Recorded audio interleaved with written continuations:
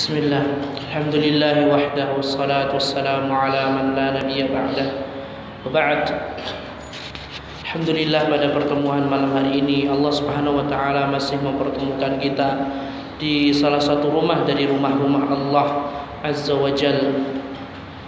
Bahwasanya telah kita ketahui bersama, barang siapa yang duduk berdiam diri di masjid menuntut ilmu syar'i, mengulang-ulang ayat-ayat Al-Quran, mentadabburinya, memahami kandungan maknanya dalam masjid, maka Allah Subhanahu wa taala akan berikan ketenangan. Allah Subhanahu wa taala akan perintahkan para malaikat-malaikatnya yang begitu banyak untuk menaungi kelompok orang tersebut yang menuntut ilmu di masjid. Allah Subhanahu wa taala akan sebut orang yang menuntut ilmu di masjid di hadapan para malaikatnya. Man salaka tariqan yaltamisu fihi ilman sahhalallahu lahu bihi tariqan ilal jannah. Wa majtama'a qaumun fi baitin min buyutillah yatluna kitaballah wa yatadarasunahu bainahum illa nazalat 'alaihimus sakinah وغشيتهم الرحمة وحفتهم الملائكة وذكرهم الله في من عنده. Dalam hadis yang sahih diriwayatkan oleh Imam Muslim dari sahabat Abu Hurairah radhiyallahu anhu, Rasulullah sallallahu alaihi wasallam bersabda, "Man salaka tariqan," barang siapa yang meniti suatu jalan, yaltamisu fihi ilman, mencari ilmu agama, bukan mencari selain ilmu agama. Kata Allah, sahhalallahu bihi tariqan ilal jannah.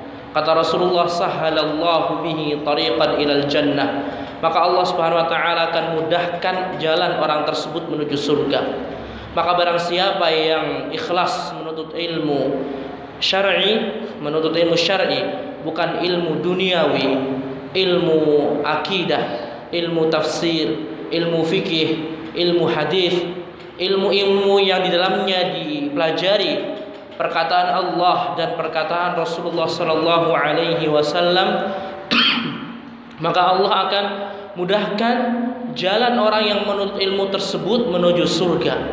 Wa majtama'a qaumun fi baitin min buyutillah, dan tidaklah suatu kaum, baik laki-laki maupun perempuan, berkumpul di salah satu masjid dari masjid-masjid Allah, berkumpul di salah satu rumah dari rumah-rumah Allah, yatluna kitaballah, mereka membaca Al-Quran, memahami kandungan Al-Quran, wa yatadarasunahu bainahum, dan mereka saling belajar di masjid dari masjid-masjid Allah, baik bersama seorang guru, seorang ustaz, atau bersama seorang ulama, ahli agama, ya. Kata Rasulullah, illa nazalat alaihimus sakinah, kecuali akan datang kepada mereka ketenangan. Barang siapa yang sampai detik ini mendapatkan kegelisahan di dalam hati, kegundahan, banyak hutangnya, banyak permasalahan suami istri, permasalahan anak, SPP anak belum dibayar, atau yang lainnya, maka hendaklah segera mengikuti majelis ilmu yang diadakan di masjid, yang diadakan di rumah-rumah Allah. Afdalul biqa'i masajiduha, karena sebaik-baik tempat di muka bumi adalah masjid-masjid Allah. Karena rumah-rumah Allah merupakan di dalamnya akan turun keterangan. Wa ghasyat illa hafathumul malaika wa ghasyathumur rahmah wa hafathumul malaikah, setelah dinaungi keterangan, para malaikat juga menaungi pula. Malaikat yang kita kenal dengan malaikat sayyarah, yang mereka mengetahui beberapa kalangan, beberapa majelis ilmu, maka mereka akan mendatanginya, duduk bersama talibul ilmi, mendengarkan qala Allah wa qala Rasul, apa yang Allah firmankan dan Rasulullah sabdakan. Wa zakarahumullahu fi man indah, dan Allah Subhanahu wa taala akan menyebut orang-orang yang menuntut ilmu di masjid di hadapan para malaikatnya. Ikhwati fillah a'azzanallah wa iyyakum. Alhamdulillah pada pertemuan berikutnya kita telah menyelesaikan al-babur rabi', bab yang keempat, pembahasan tentang izalatun najasah, ya, menghilangkan sesuatu yang najis. Insyaallah pada malam hari ini kita akan membahas al-babul khamis, sunanul fitrah.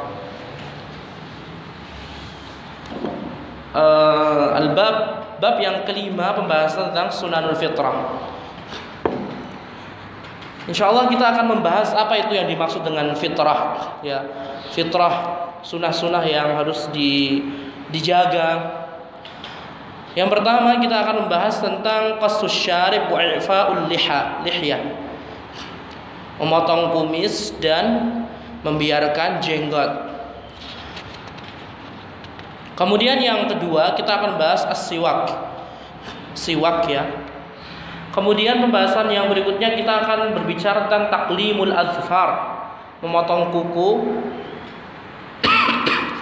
Kemudian kita akan membahas natful ibti wal istihdad,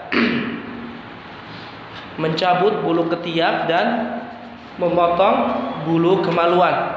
Kemudian yang terakhir al-khitan.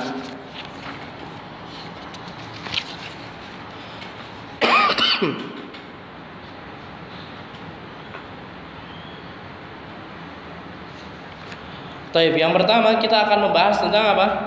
Ta'riful fitrah, pengertian al-fitrah. Apa itu yang disebut dengan al-fitrah? Al-fitratu istilahan hiya at-tab'us sawi wal jibillatul mustaqimatu allati khuliqan nasu 'alaiha wa qila hiya sunanul anbiya. Yang disebut dengan fitrah, kita sering sekali ketika mendengar beberapa ustadz, beberapa mubaligh menyampaikan ini termasuk sunnah-sunnah fitrah.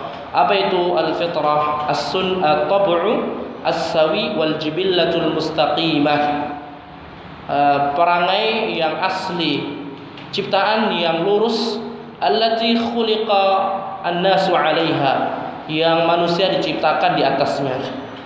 Jadi pada asalnya fitrah itu apa? Pada asal manusia diciptakan. Sehingga hukumnya apa? Merubah sesuatu yang sudah diluruskan, yang sudah diciptakan sama Allah, maka hukumnya tidak boleh. Makanya oleh karena itu di situ disebutkan waqila hiya sunanul anbiya. Ada yang mengatakan al-fitrah maksudnya adalah sunanul anbiya, sunnah-sunnah para nabi. Ya, barang siapa yang tidak menjaga al-fitrahnya, berarti dia tidak menjaga sunnah-sunnah para nabi. Tidak ada satupun nabi yang Allah utus. Nabi berapa jumlahnya? Nabi sangat banyak sekali, lebih dari 25 nabi, ya, sampai ribuan, sampai 12.000 lebih, bahkan ratusan ribu dijelaskan dalam sebagian riwayat. Nabi banyak sekali. Maka barang siapa yang tidak menjaga sunan fitrah, sunnah-sunnah para nabi, ya, maka dia telah meninggalkan perintah para nabi, ya. Karena Allah Subhanahu wa taala menyebutkan ulaikal ladzina hadahumullah fabihudahum muqtadih. Mereka itu adalah orang-orang yang Allah berikan petunjuk, dan terhadap petunjuk mereka hendaklah kalian apa? Mengikutinya. Allah berfirman dalam surat Al-An'am setelah Allah Subhanahu wa taala menyebutkan nabi-nabi, ya, disebutkan di sana nabi-nabi banyak sekali. Yang terakhir Allah mengatakan ulaikal ladzina hadahumullah. Mereka itu adalah para nabi yang Allah telah berikan petunjuk pada mereka. Fabihudahum muqtadih. Maka hendaklah dengan petunjuk mereka, sunnah-sunnah mereka kalian ikuti. Taib, yang kemudian itu ya sekilas tentang al-fitrah. Jadi fitrah adalah sunnah para nabi. Fitrah adalah sesuatu yang Allah ciptakan manusia di atasnya. Itu yang disebut fitrah. Jadi kita nggak boleh mengutak-atik ya ketika udah fitrah. Kalau fitrahnya dipanjangkan malah dipanjangkan, nggak boleh dipotong. Kalau fitrahnya dicabut maka dicabut, tidak boleh digunting atau yang lainnya ya. Akan kita sebutkan insyaallah.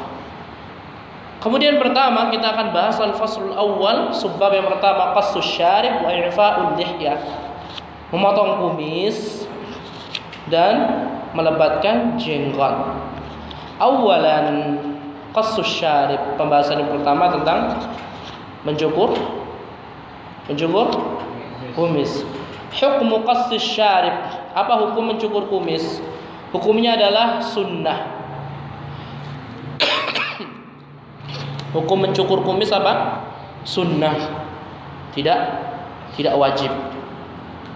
Dan ini ittifaq para ulama ya, tidak ada perselisihan. Tidak ada ulama yang mewajibkan memotong kumis, dan tidak ada ulama yang mewajibkan membiarkan kumis. Ya, jadi hukum memotong kumis sunnah hukumnya. Kemudian yang kedua, kaifiyatu qassis syarib, bagaimana cara mencukur kumis. Nah, di sana terdapat perbedaan di kalangan para ulama. Ada yang mengatakan kumis itu harus dikerok sampai habis, ada beberapa yang berpendapat kumis itu nggak boleh dikerok, harus pakai gunting, harus berapa senti, ya kan? Ada yang pernah kita seperti itu. Kalau Bapak gimana? Dicukur apa? Kerak kan? Kadang kita dikerak. Bagaimana hukumnya? Di sini disebutkan yukhayyaru al-muslimu baina qassi tarafi syaribi wa ihfa'i syaribi wa huwa mazhabul Hanabilah wa ikhtiyaru Tabari wa bihi aftatil lajnatud daimah. Wa dzalika bi qassi طرف الشعر المستدير على الشفة حتى يبدو طرف الشفة وهو مذهب الجمهور ومن الحنفية وهو المبالغة في القص. Baik. Di sini al-amru fi sa'ah, boleh ya. Mau dikasih, mau pakai cukur kumis sampai habis, mau pakai gunting, mau sisain berapa senti, enggak ada masalahnya. Itu pendapat yang kuat. Ya walaupun sebagian ulama ada yang tidak membolehkan memotong kumis sampai habis. Kalau jenggotnya tebal, kumisnya nggak ada, ya kembali ke masing-masing. Jadi ibunya gimana? Silahkan. Untuk pendapat yang kuat. Kemudian bagaimana dengan jenggot? Ya, jenggot bagaimana hukumnya? Memanjangkan jenggot. Di sini disebutkan i'fa'ul lihyah, membiarkan jenggot atau memanjangkan jenggot. Apa hukumnya? Yajibu i'fa'ul lihyah wa yahrumu halquha. Wajib memanjangkan jenggot, memanjangkan jenggot dan haram mencukurnya. Ya, nanti insyaallah akan datang penjelasannya. Kata beliau, sayatil haditsu anha mufassalan insyaallah fi kitabil libasi waz zinah. Insyaallah akan datang pembahasan secara terperinci ketika pembahasan al-libas waz zinah, ya pakaian dan perhiasan. Itu yang selesai ya. Jadi apa hukumnya tadi? Mencukur kumis sunnah, dan caranya silahkan. Mau dikerok habis, mau disisain silahkan. Kalau jenggot harus dipanjangkan, hukumnya wajib. Kemudian al-faslu tsani, sebab yang kedua tentang pembahasan as-siwak. Siwak. Apa itu siwak? As-siwaku isti'malu 'udin aw nahwihi fil asnani li izhabi at-taghayyur wa nahwihi. Siwak adalah isti'malu 'udin, menggunakan kayu, batang ya, menggunakan batang kayu, 'ud aw nahwihi atau selainnya. Atau selain dari batang kayu, fil asnan yang digunakan pada mana? Pada gigi, li izhabi taghayyuri wa nahwihi, untuk menghilangkan bau mulut dan yang setara dengan bau mulut. Sehingga siwak ini siwak itu apa? Nanti insyaallah akan ada syarat-syaratnya ya. Yang jelas siwak itu bisa yang selama ini kita tahu ya, misalkan ada jamaah bawa oleh-oleh dari mana, dari Arab Saudi atau apa, nanti ada siwak. Nah, selain siwak boleh juga kita gunakan ya, cuma yang terkenal ya siwak arok ya. Ud yang jelas di sini intinya batang atau nahwihi. Intinya ilahnya apa? Izhab taghayyur. Selama untuk membuangkan menghilangkan bau yang di dalam mulut, baik dari kayu dari Saudi maupun kayu-kayu yang lainnya, maka itu disebut siwak. Nanti akan ada syarat-syaratnya, tapi di sini tidak dijelaskan. Di antaranya apa? Tidak merusak ya. Jadi karena beberapa apa? Ranting itu bisa merusak gusi ya kan. Siapa yang pada asalnya para ulama menjelaskan silahkan mau siwak pakai kayu manapun selama selama dia suci dan dia bisa membersihkan, maka disebut siwak. Jadi nggak perlu bawa dari Arab Saudi gitu kan. Dan siwak ini apa? As-siwaku matharatun lil fami mardatun lirrabb. Di antara keutamaan siwak itu apa? Apa keutamaan siwak? Matharatun lil fami, membersihkan mulut dan membuat Allah ridha. Bahkan Rasulullah dalam riwayat yang lainnya apa? Laula nasyqa ala ummati la amartuhum bisiwaki inda kulli wudu. Dalam riwayat lain inda kulli shalah. Kalau saya tidak mau laula nasyqa ala ummati, kalau seandainya saya tidak keberatan ya, saya akan mewajibkan siwak. Tapi Rasulullah merasa keberatan kalau misalkan siwak itu akan memberatkan umatnya. Lagi pula juga kalau di Indonesia mungkin agak ribet ya, mahal. Sehingga siwak itu hukumnya apa? Yang kedua ini pembahasan hukum siwak, hukum siwak. Jadi setiap apapun selama dari kayu, makanya di situ sebutan apa? Au nahwihi, atau selainnya. Jadi selain dari kayu Arab Saudi bisa gunakan untuk siwak, silakan. Intinya dia bersih, dia mampu membersihkan dan tidak merusak gigi, gusi. Kan kadang ada beberapa kayu, ranting kayu yang membuat gigi cocok gitu ya Pak ya. Atau enggak terlalu tipis banget atau enggak terlalu tebal sekali. As-siwaku mandubun ilaih.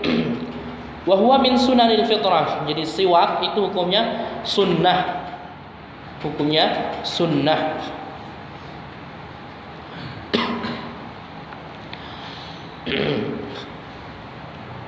Taib. Kemudian alat yang paling bagus untuk bersiwak apa? Afdalu ma yustaku bihil udu. Alat yang paling baik untuk bersiwak adalah ranting. Disebutkan sawaun kana minal arak, walaupun ranting dari arak, dari pohon arak. Di sini nggak ada ya, di Arab Saudi ada. Kalau ada proyektor mungkin bisa kita kasih tahu. Awil jarid au ghairihima minal a'wad, atau selain dari jarid juga seperti arak, tapi kita nggak tahu ya harus pakai apa. Beberapa contoh kita nggak bisa menjelaskan karena nggak ada pohonnya di Indonesia. Atau selainnya dari ranting-ranting. Wastahabbal jumhur 'ala al-hanabilah at-tasawwuka bi'udil arak, wa amma al-hanabilah fa mazhabuhum tasawi baina jami' ma yustaku bihi. Kalau mayoritas ulama itu mensunahkan siwak itu dengan ranting arak ya, kecuali mazhab Hambali yang manapun sah ya, mau arak mau yang lainnya dari pohon manapun, maka itu hukumnya sah dan nggak apa-apa. Ini kata qala Syekh Muhammad bin Shalih Al-Utsaimin as-sahih annahu yahsulu aidan bil khirqati aw bil asbu', lakin al-'uda afdal. Kata Syekh Utsaimin yang rajih, yang kuat, bahwasanya siwak itu bisa dengan dengan kain atau dengan jari. Zaman dahulu kan orang bersihkan kan ya. Makanya tadi ya intinya selama dia itu menghilangkan bau mulut yang tidak sedap, maka itu nggak apa-apa. Karena Allah berkata apa? Siwaku matharatun lil fami mardatun lirrabb. Tapi kata beliau lakinnal 'uda afdal. Akan tapi dari kayu, ranting kayu itu lebih utama. Kalau mau pakai kayu apa? Sekali lagi ya silakan. Yang pakai kain, mau pakai gigi apa? Ini apa nih? Bukan. Jari. Karena beberapa orang yang dia nggak pakai, apalagi kalau misalkan kita masih mendapati nenek-nenek kita atau yang zaman dahulu, mereka nggak bisa menggunakan gosok gigi atau apa, bahkan mereka kadang apa cuma gosok-gosok ini ya, pakai jari. Dan itu apa bisa juga disebut apa siwak. Makanya kata beliau wa mimma yuaddi ilal maqsudi min izalati taghayyuri fursyatul asnani wal ma'jun. Begitu juga apa yang bisa menghilangkan bau mulut seperti apa? Sikat gigi dan pasta gigi, maka itu juga disebut ya. Bisa kita gunakan. Intinya semuanya bisa digunakan selama bisa menghilangkan bau di mulut. Tapi yang paling utama apa? Dari kayu tadi, siwak yang ya. Kemudian setelah kita mengetahui alatnya, terus kapan sunnahnya bersiwak itu kapan saja? Yang pertama as-siwaku indal wudu. Ya, bersiwak itu sunnahnya ketika apa? Wudu. Siwak ketika wudu hukumnya apa Bapak? Sunnah. Mahallus siwaki fil wudu ba'da ghaslil kaffaini wa qabla al-madmadah wa hadha mazhabul jumhur. Nah, bagaimana? Karena kita sudah tahu bahwasanya siwak itu sunnahnya apa? Sunnahnya apa? Ketika wudu. Bagaimana caranya? Caranya adalah ba'da ghaslil kaffaini wa qabla al-madmadah. Setelah mencuci kedua telapak tangan dan sebelum berkumur-kumur. Jadi kalau misalnya kita sudah hidupkan air, ya kita cuci tangan, sunnah kan ya. Setelah itu baru kita biarkan sebentar, kita siwak. Ya siwak. Bukannya maksudnya sebelum azan kita siwak ya. Dan ini pendapatnya mayoritas ulama ya. Intinya bersiwak itu setelah apa? Gosok tangan, cuci tangan dan sebelum kumur-kumur. Ya udah ini baru di ya. Itu. Kemudian yang kedua, yang waktu yang disunahkan untuk bersiwak apa? As-siwaku indas shalah. Siwak sebelum salat 5 waktu atau salat sunnah. Ya salat sunnah misalkan kita mau salat duha atau salat tahajud ya, atau salat rawatib ya, kita sunnah pakai siwak dulu. Walaupun apa mulut kita apa tidak bau. Laula nasyqa ala ummati la amartuhum bisiwaki inda kulli shalah. Ya inda kulli shalah. Di situ disebutkan apa? Kalau seandainya saya tidak memberatkan umatku, saya akan wajibkan mereka untuk bersiwak ya setiap waktu sholat. Di sini kalau seandainya kejadiannya, seandainya siwak itu diwajibkan, berarti apa? Dapat difahami dari hadis tersebut, ya siwak ketika sholat itu tidak memandang apakah bau mulut kita harum apakah tidak, ya. Makanya di situ intinya apa? Setiap sholat, walaupun sholat wajib maupun sunnah, dan walaupun mulut kita bersih. Kemudian yang ketiga, kapan disunahkan siwak?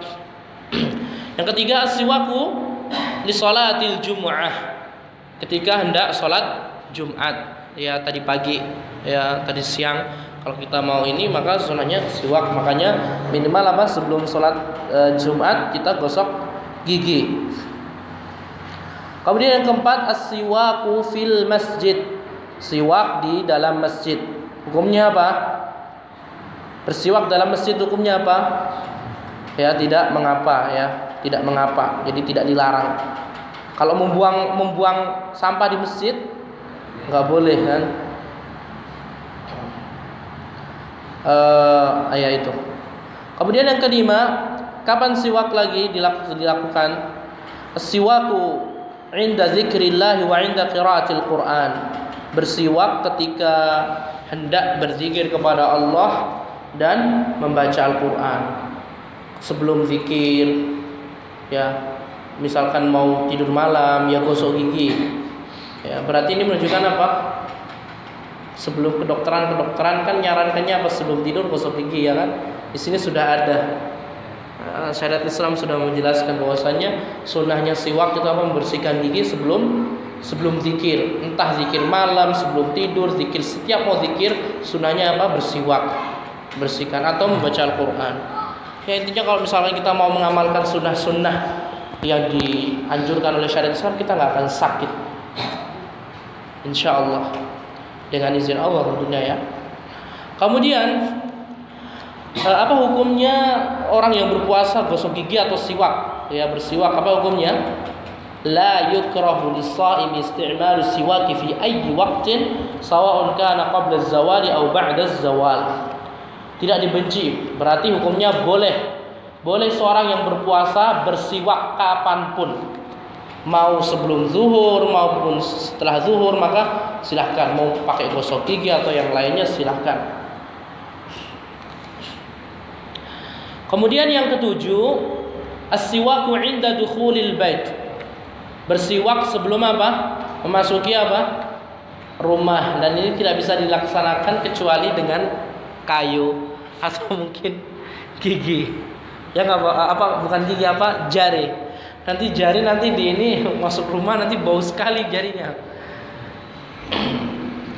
Yang jelas kalau misalkan kita punya apa tadi batang arak atau batang yang lainnya maka digunakan. Jadi sunnahnya sebelum masuk rumah itu apa? Bersiwak dahulu biar mulutnya harum. Kemudian yang kedelapan, as-siwaku 'inda istiqadhi minan naum, ya. Disunahkan pula apa?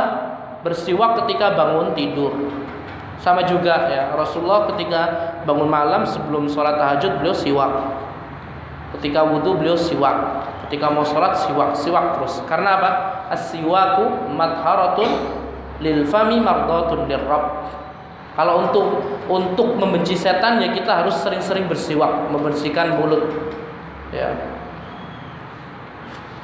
Jadi ini ada sirnya ya. Zaman dahulu apakah ada penyakit gigi? Nabi Muhammad apa terkena penyakit gigi? Para sahabat apakah diinikan penyakit gigi? Padahal mereka nggak ada apa? Nggak ada odol, nggak ada sikat gigi, ya kan? Nggak ada mereka, belum ada sikat gigi terus odol. Tapi mereka pakai apa? Siwak. Dan coba sekarang perhatikan Rasulullah kebersihan. Al-Islam itu apa? At-tuhuru syatrul iman, ya. Jadi kesucian kebersihan itu apa? Setengah dari bagian dari keimanan. Kalau kita bersih, lihatlah Rasulullah ya. Sebelum masuk rumah gosok apa? Bersiwak. Sehingga apa? Gak ada yang riwayat apa sakit gigi. Kalau sekarang apa? Sudah ada ininya gak mau. Gak mau menjaga ya, sehingga sakit gigi. Ketika sakit gigi apa? Tinggallah penyesalan. Kenapa dulu saya makan ini? Kenapa dulu saya es sama teh hangat? Ketika ini saya salah.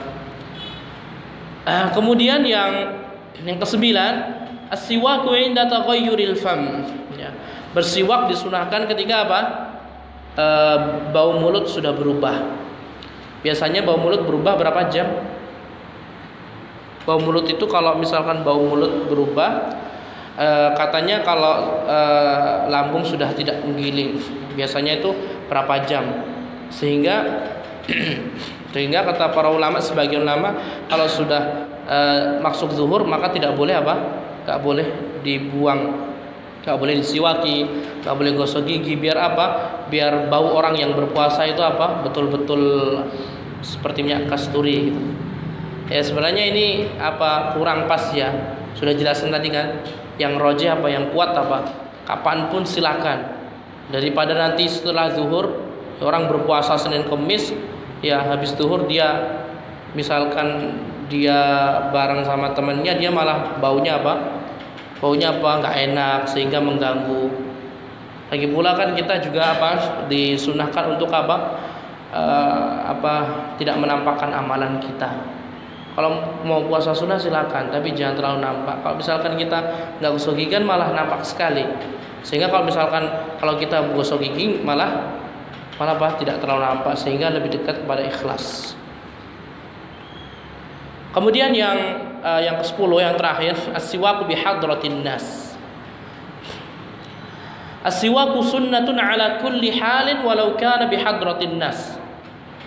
Wa hadza mazhabul jumhur. Siwak itu dilaksanakan kapan saja, walaupun di depan temannya, walaupun di depan istrinya, walaupun di depan anak-anaknya, walaupun di depan gurunya, walaupun di depan muridnya. Intinya sunnah di kapanpun, walaupun di tempat perkumpulan, ya.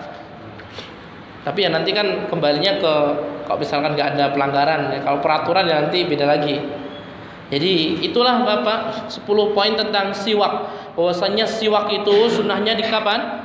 Ketika wudu, setelah mencuci kedua tangan sebelum berkumur-kumur. Kemudian yang kedua, sebelum sholat sunnah maupun sholat wajib, walaupun bau mulutnya masih bersih. Kemudian pada hari Jumat ketika sebelum sholat Jumat. Kemudian ketika dalam masjid, ya boleh bersiwak. Kemudian sebelum zikir kepada Allah dan membaca Al-Quran, sunnahnya bersiwak. Sebelum tidur siwak, gosok gigi dan yang lainnya ya.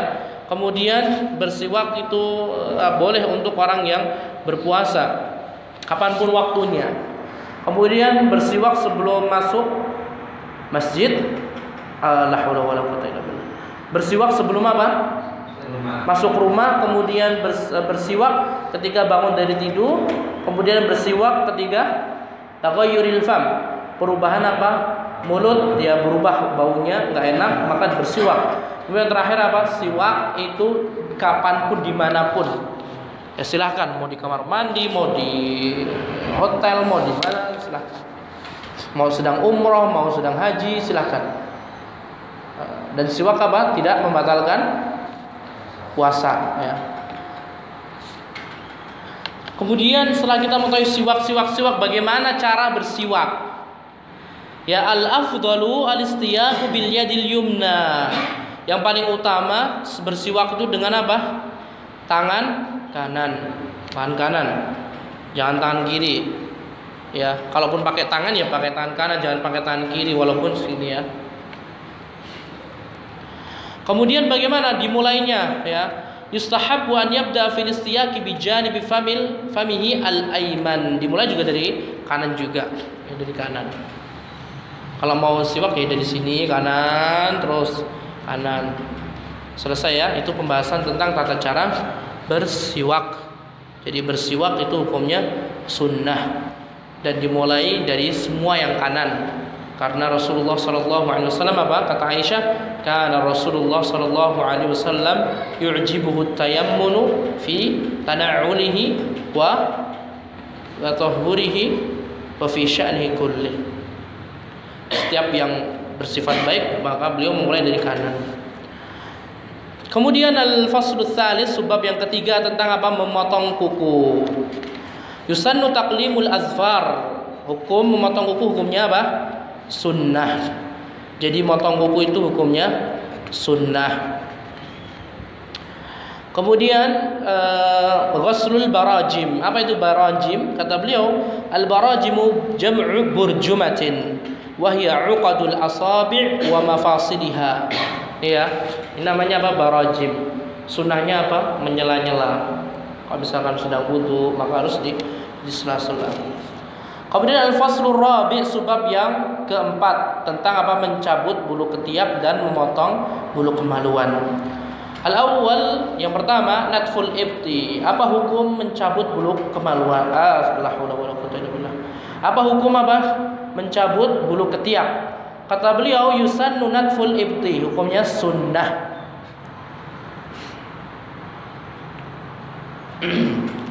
Kemudian bagaimana kalau mencukurnya? Ada beberapa dicukur, ya, sampai habis gitu. Dikerak atau di apa lagi? Gimana hukumnya itu? Kata beliau, yusannu izalatu sya'ril ibti bin natfi. Sunnahnya itu dengan dicabut, ya. Sunnahnya dengan dicabut. Kenapa? Karena Rasulullah sudah menjelaskan sunnahnya itu dicabut. Di zamannya Nabi sudah ada belum sih silat, sudah ada belum? Sudah ada. Nabi Muhammad apa? Ketika haji, beliau pakai silat. ya dicukur. Allahumma arham al-muhalliqin, Allahumma arham muhalliqin, Allahumma arham muhalliqin wal muqassirin ya Rasulullah wal muqassirin. Orang yang umrah atau haji gundul botak dengan Musa dengan cukur habis itu sampai nggak tersisa, maka itu dapat rahmat Allah 3 kali. Kalau disisakan walaupun setengah sentimeter tidak mendapatkan kecuali 1 saja. Itu saja aslinya nggak dapat. Karena para sahabat bertanya itu kan kalau orang kadang maunya biar terkena rambut kan mahkota. Kalau dihabisin ya gimana gitu ya. Nanti istrinya nggak lirik lagi atau gimana. Ya, jadi sunnahnya Sunnahnya dicabut. Ya. Fa in azalahu bil halqi aw at tanawuri jaz. Kalau seandainya dihilangkan dengan cara dicukur atau pakai cabutan, ya itu maka itu hukumnya boleh. Wa kana muaddiyan li asli sunnah illa anna natfa aula. Karena intinya menghilangkan bulu ketiak, walaupun yang lebih utama dicabut, dan ini pendapat mayoritas ulama. Bisa dipahamin nggih, Pak?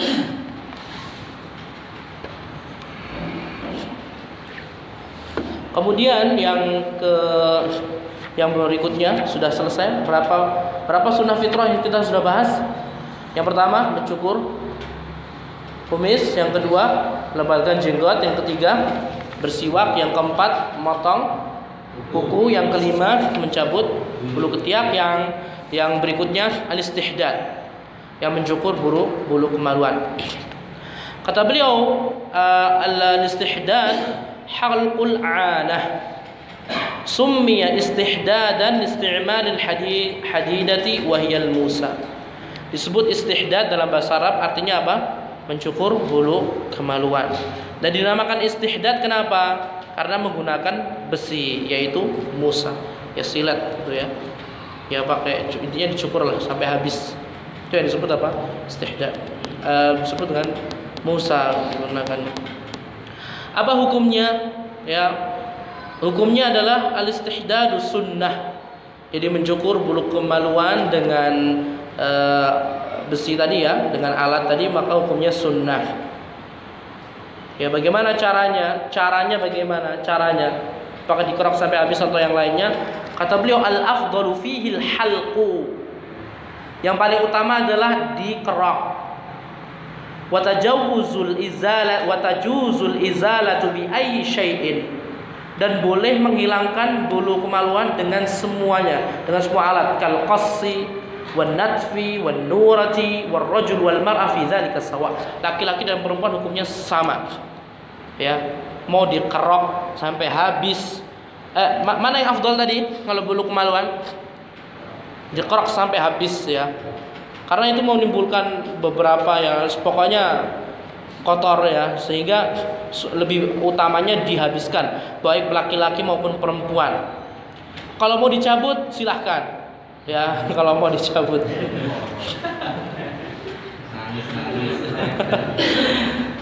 Makanya silakan, intinya tapi yang paling afdal adalah dikerok ya sampai habis ya, dikerok sampai habis.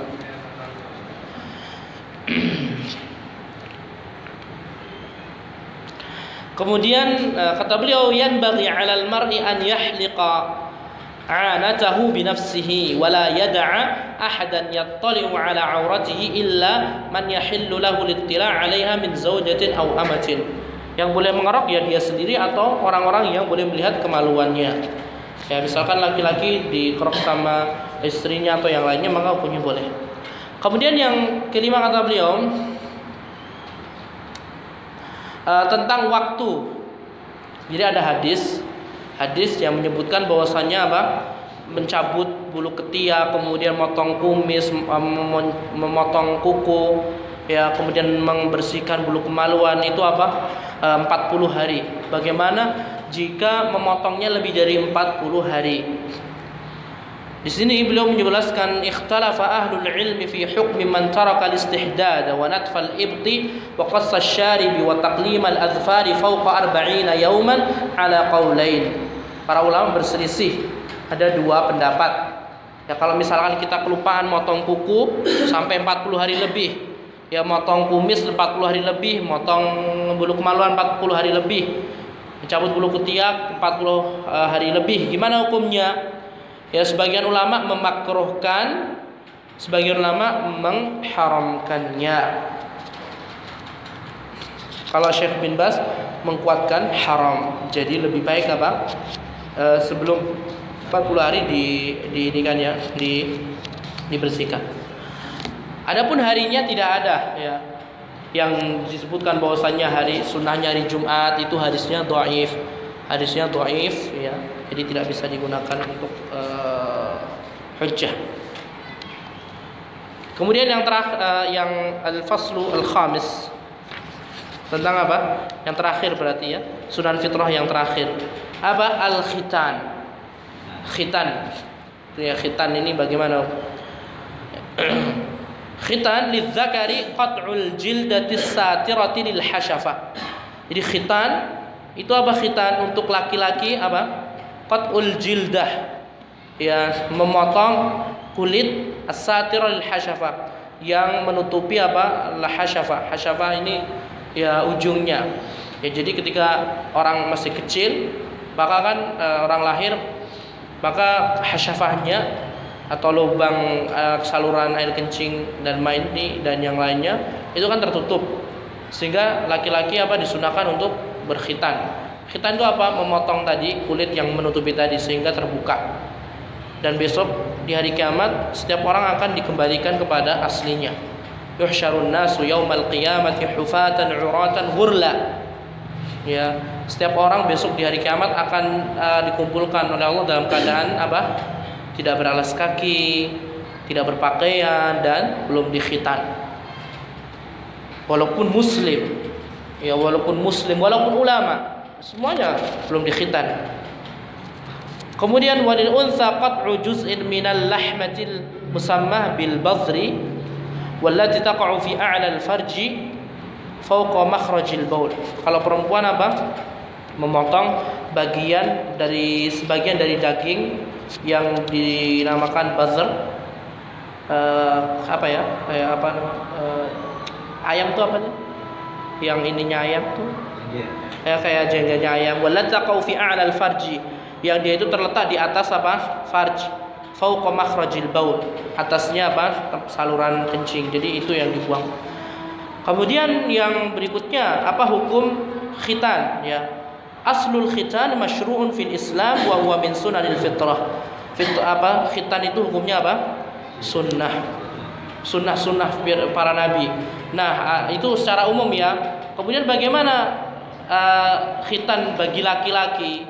Khitan bagi laki para ulama berselisih pendapat apakah hukumnya wajib apakah tidak. Tapi kata beliau al-khitan wajibun fi haqqir rijal. Jadi khitan itu hukumnya wajib bagi kaum laki-laki. Ya, ini pendapatnya apa? Mazhab Imam Syafi'i, Hanabilah dan dikuatkan oleh Syekh Muhammad Shalih Utsaimin dan yang lainnya. Ini pendapat mayoritas ulama. Jadi laki-laki itu hukumnya apa? Wajib berkhitan. Kalau misalkan masuk Islam umur 50, apakah perlu dikhitan? Kemudian bagaimana dengan perempuan? Al-khitanu mustahabbun fi haqqin nisa. Adapun wanita itu hukumnya sunnah. Ya, wanita itu hukumnya sunnah. Kemudian ada beberapa orang yang memang apa? Enggak bisa dikhitan, ya kan?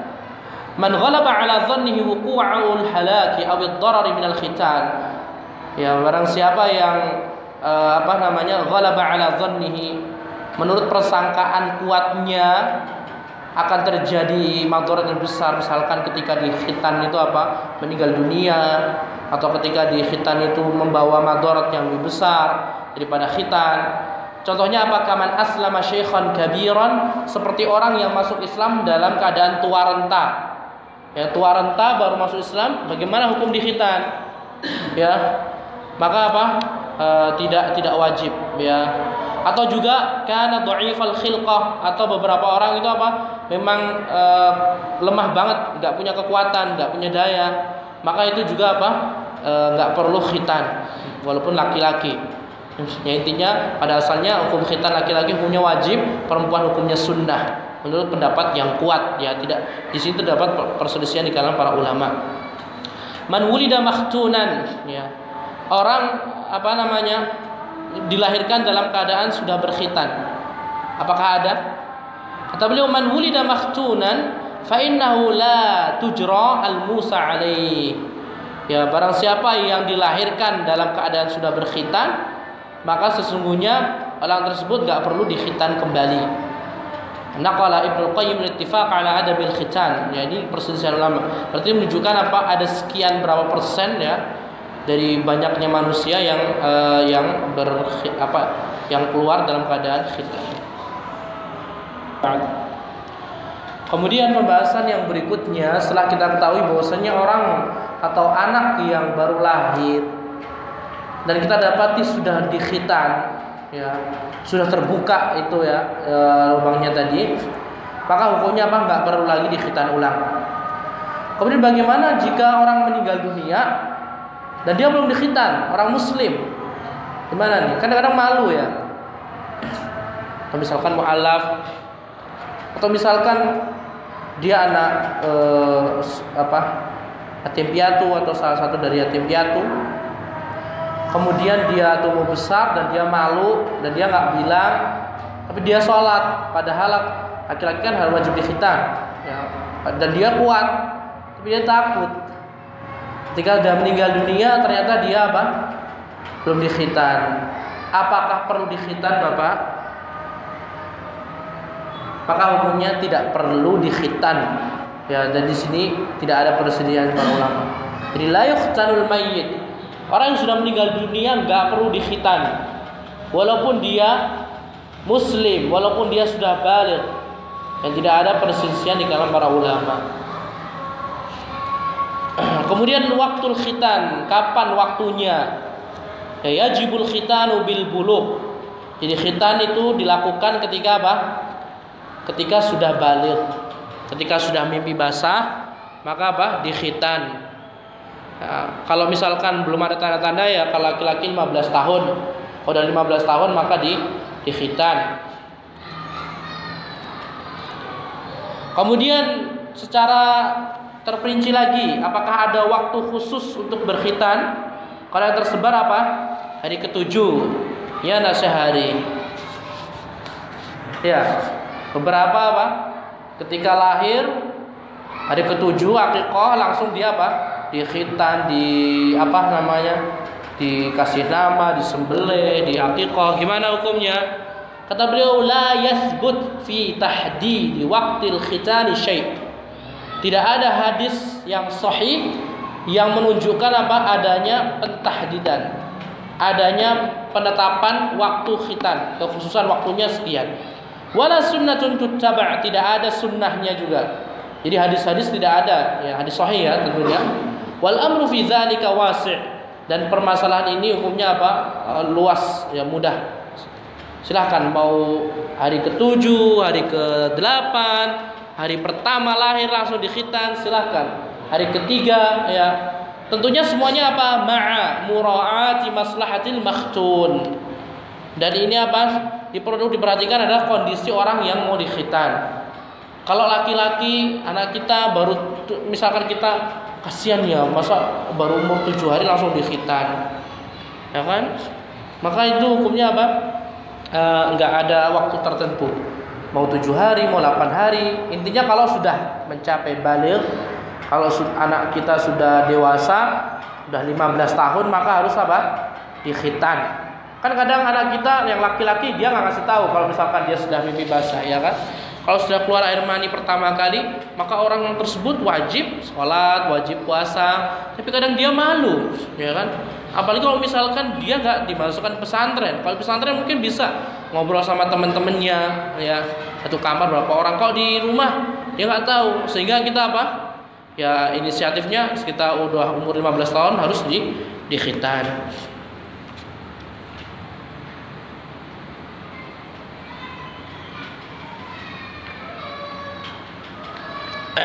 Sudah, itu pembahasan ya ini terakhir. Pembahasan terakhir, alhamdulillah pada malam hari ini kita sudah menyelesaikan pembahasan tentang al-fitrah. Ya, sesuatu yang Allah Subhanahu wa taala anjurkan untuk diperhatikan, al-fitrah. Ya, dalam riwayat lain banyak sekali al-fitratu khamsun. Fitrah itu ada berapa? Ada 5 dalam hadis. Al-fitratu khamsun. Fitrah itu ada 5. Yang pertama apa? Al-khitan, al-istihdad. Al-khitan, istihdad, qasus syarib, natful ibti, taqlimul azfar. Ada 5 khitan, kemudian mencukur bulu kemaluan, kemudian mencukur kumis, terus jenggot, memelihara jenggot, kemudian apa lagi? Memotong kuku dan mencabut bulu ketiak. Ada pertanyaan sebelum kita akhiri? Tafadhol.